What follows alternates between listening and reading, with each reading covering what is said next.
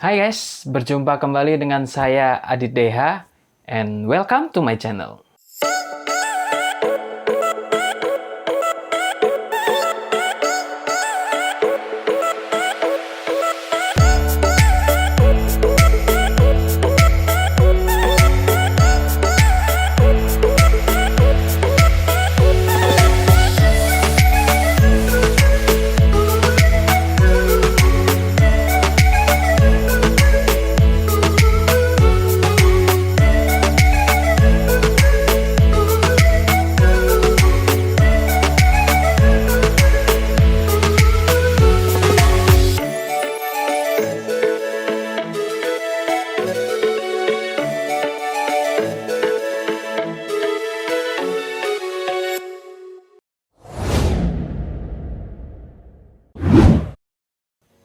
Oke guys, jadi di video kali ini kita akan masuk dan membahas tentang step awal di program diet di channel ini, yaitu step pemula.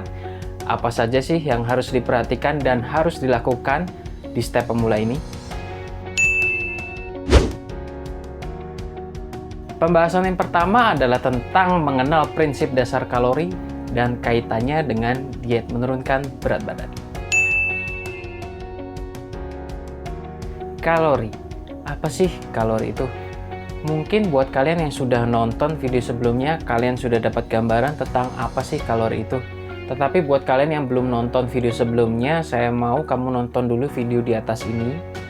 Karena penting untuk kita tahu dasar-dasarnya sebelum kita masuk ke video kali ini. Oke, jadi kalori itu adalah satuan atau nilai untuk energi yang masuk ke tubuh kita melalui makanan dan minuman. Nah, waktu kita sekolah dulu, kita pernah membahas tentang hukum termodinamika atau hukum kekebalan energi. Apa sih? Kok ribet banget? Tenang guys, tenang dulu. Saya akan membahasnya sesimpel mungkin sehingga kamu lebih gampang mengerti. Hukum termodinamika berbunyi, energi tidak dapat diciptakan atau dihilangkan, hanya dapat dirubah bentuknya saja. Jadi, pada dasarnya semua makanan dan minuman yang masuk ke dalam tubuh kita akan memprosesnya menjadi bentuk energi. Energi inilah yang akan dipakai oleh badan kita untuk dapat berfungsi seperti kita bernafas, jantung kita memompa darah ke seluruh tubuh, untuk semua aktivitas fisik kita semua memerlukan energi. Nah, jika kita memasukkan energi lebih dari yang kita butuhkan, badan kita akan merubahnya menjadi sel lemak dan menyimpannya ke dalam tubuh kita untuk dijadikan cadangan energi. Sebaliknya, jika kita memasukkan energi kurang, maka si lemak tadi akan diurai kembali oleh tubuh kita untuk mencukupi kebutuhan energi kita. Sampai di sini paham ya? Nah, dari prinsip dasar tadi kita bisa tahu bahwa lemak yang sudah disimpan ke dalam tubuh kita tidak bisa tiba-tiba hilang begitu saja. Tidak bisa tiba-tiba lenyap begitu saja. Seperti yang diklaim oleh obat-obat diet yang abal-abal. Turun berat badan tanpa olahraga, turun berat badan tanpa diet. Hal itu tidak mungkin terjadi. Jadi jangan suka termakan janji-janji manis seperti itu ya guys, karena itu akan merugikan kalian. Dari prinsip dasar tersebut kita tahu bahwa untuk turun berat badan kuncinya hanya satu, defisit kalori. Nah, dari prinsip dasar itu kita bisa tahu bahwa penyebab kegemukan kita adalah kebalikan dari defisit kalori, yaitu surplus kalori.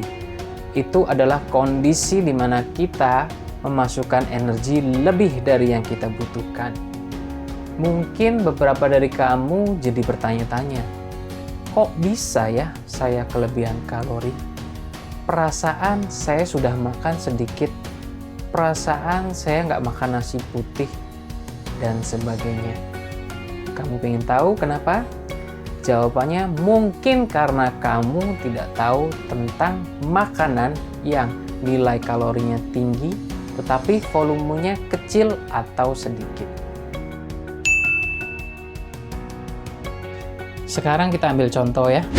100 gram nasi putih dengan 100 gram tepung terigu. Menurut kalian, mana yang nilai kalorinya lebih tinggi? 100 gram nasi putih, nilai kalorinya sekitar 130 kilokalori. Sedangkan untuk 100 gram tepung terigu, nilai kalorinya 360 kilokalori. Lumayan jauh ya perbedaannya, 2 kali lipat lebih.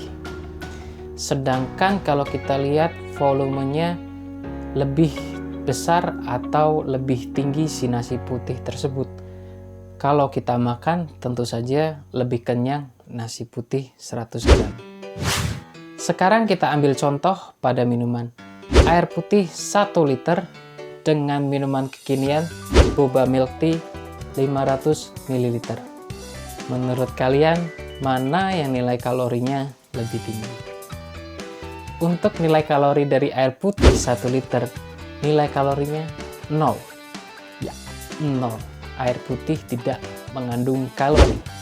Sedangkan untuk boba 500 ml, nilai kalorinya mulai dari 100 sampai 500 kilokalori. Tergantung komposisinya juga ya guys. Semakin creamy, semakin banyak toppingnya, semakin manis, tentu nilai kalorinya akan semakin besar. Sampai di sini kita bisa melihat ya bahwa kadang kita tidak sadar dan tidak tahu bahwa makanan dan minuman yang kita konsumsi ternyata nilai kalorinya tinggi. Sehingga kita merasa bahwa kita sudah makan sedikit, tetapi ternyata nilai kalorinya tinggi dan membuat kita tidak sadar dalam kondisi surplus kalori walaupun kita merasa kita sudah makannya sedikit.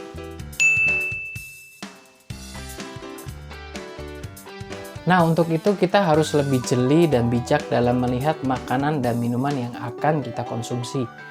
Kita harus tahu apa bahan dasarnya, prosesnya seperti apa, sehingga kita bisa tahu kira-kira nilai kalorinya besar atau tidak ya. Untuk bisa membantu kamu melihat atau menilai kalori dari sebuah makanan atau minuman, kamu bisa mengeceknya di Google atau kamu bisa memakai aplikasi seperti Fat Secret, MyFitnessPal, dan lain-lain. Aduh, ribet-ribet harus ngitung-ngitung kalori. Tenang. Kalian tidak perlu belajar menghitung kalori di step pemula ini. Kalian cukup tahu makanan dan minuman yang kalian konsumsi berapa sih nilai kalorinya, sehingga kalian bisa menghindari atau membatasi makanan yang volumenya rendah tetapi nilai kalorinya tinggi. Oke, sekarang kita sudah tahu bahwa ada makanan dan minuman yang ternyata nilai kalorinya tinggi meskipun volumenya rendah. Sekarang saatnya kita menerapkan apa yang sudah kita pelajari ke pola makan sehari-hari kita. Tenang, kalian tidak perlu terburu-buru dan berubah 180 derajat. Kalian bisa memulainya pelan-pelan. Semisal kalian sudah terbiasa makan sehari 3 kali dengan makanan yang nilai kalorinya tinggi tetapi volumenya rendah, kalian bisa ganti menjadi sehari sekali dulu, sisanya kalian ganti dengan makanan dan minuman yang nilai volumenya tinggi tetapi nilai kalorinya rendah. Sekarang kita ambil contoh ya guys. Misal kita biasa sarapan pakai bakmi tambah pangsit goreng, atau kita sarapan pakai nasi uduk komplit pakai gorengan masih pakai kerupuk lagi. Terus makan siangnya, misal kita makan siang pakai nasi padang pakai lauknya biasa ayam goreng atau paru goreng. Wah, sedap tuh. Terus makan malamnya kita misal pakai nasi goreng pakai kerupuk, atau menu yang populer yaitu pecel ayam atau pecel lele. Nah, kita bisa ganti dulu nih, misal sarapannya kita ganti pakai telur rebus plus buah-buahan, atau soto bening, atau apapun yang kalian suka, yang penting kalian tahu nilai kalorinya rendah. Terus untuk makan siang kita bisa makan yang biasa kita makan dulu, tidak perlu diganti dulu. Nah, baru makan malamnya kita ganti lagi, misal kita ganti pakai capcay kuah atau sup ayam atau apapun yang kalian suka, Yang penting kalian tahu nilai kalorinya rendah. Jadi nggak harus langsung kalian ganti semua. Pelan-pelan. Yang penting konsisten dan harus bertarget dan terukur ya guys. Nanti kalau sudah biasa 1 hari sekali, kalian naikkan lagi nih. Jadi seminggu 2 atau 3 kali aja makan makanan yang nilai kalorinya tinggi. Nah, selain makanan, tadi kita juga sudah belajar bahwa ada minuman yang mengandung nilai kalori yang tinggi. Sama seperti makanan, kita bisa menggantinya secara perlahan. Tidak perlu langsung kamu hilangkan. Semisal kamu sudah terbiasa minum minuman yang mengandung kalori seperti es teh manis, kopi susu, dan lain-lain. Setiap kamu habis makan, kamu bisa menggantinya terlebih dahulu menjadi sehari sekali. Sisanya tentu kamu ganti dengan minuman yang tidak berkalori, seperti air putih, es teh tawar, atau kopi hitam tanpa gula. Oh ya guys, dingin atau es batu tidak menambah kalori minuman kamu, kecuali kamu memasukkan kalori tambahan ke dalam minuman kamu, seperti krim, gula, dan lain-lain. Jadi kalau ada yang bilang, jangan minum dingin, jangan minum es, nanti gendut. Itu hoax ya guys. Nah, sekarang saatnya kita rangkum ya guys untuk step pemula ini, hal-hal apa saja yang harus kalian lakukan di step pemula ini. Yang pertama adalah mempelajari dan mengenali makanan dan minuman yang nilai kalorinya tinggi tetapi volumenya rendah. Tidak perlu kalian langsung belajar menghitung kalori pada step pemula ini. Yang penting kalian mengetahui nilai kalori dari makanan dan minuman yang akan kalian konsumsi, sehingga kalian bisa menghindari atau membatasi makanan atau minuman yang nilai kalorinya tinggi tetapi volumenya rendah tadi.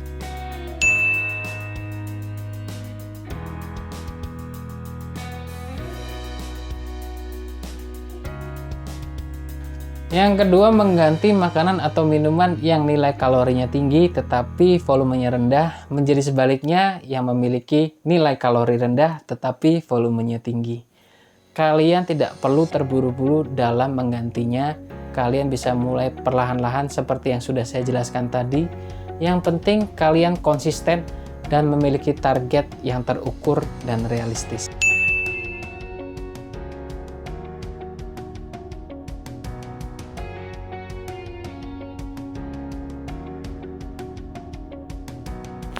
Oke guys, sampai di sini dulu video kali ini. Di video selanjutnya saya akan membahas hal-hal apa saja yang dapat mendukung diet kamu, hal-hal apa saja yang dapat menyebabkan diet kamu gagal di step pemula ini, dan pengalaman pribadi saya di step pemula ini.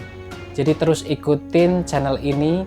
Jangan lupa dukung channel ini dengan cara like, komen, subscribe, dan bagikan ke teman-teman kamu ya guys, jika kamu merasa channel ini bermanfaat bagi kamu. Oke, sampai di sini dulu. See you in the next video. Stay fit and healthy. Bye-bye.